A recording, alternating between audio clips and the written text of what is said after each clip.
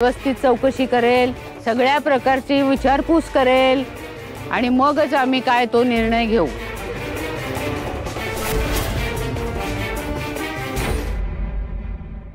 खुशाल करा चौकशी। माझी मावशी आहेच घरंदाज, श्रीमंत आणि कर्तबगार।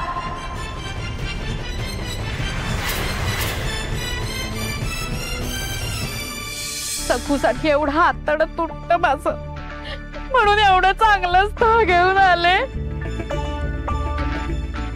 तुम्हाला कुणाला परवाच नाही त्याची।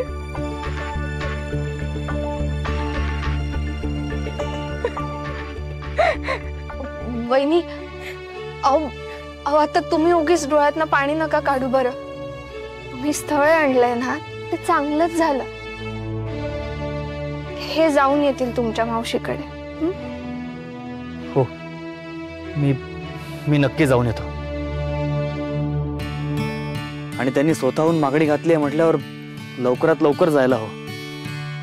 बघा आता मी माझं कर्तव्य केलंय हा।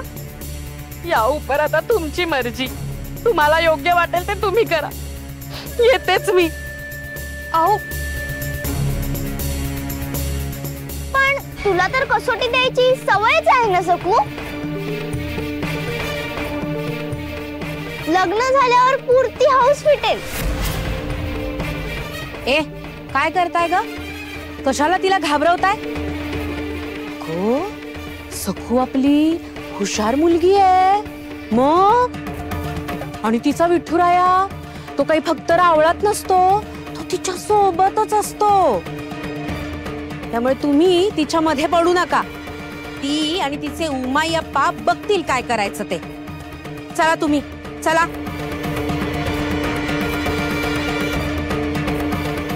खूप खासते ती, सुनीला तर धारेवरच धरेल।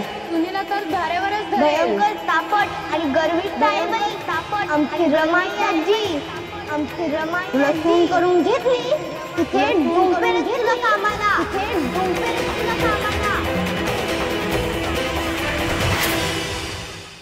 म्हणजे राग मानून घेऊ नकोस ना देखू।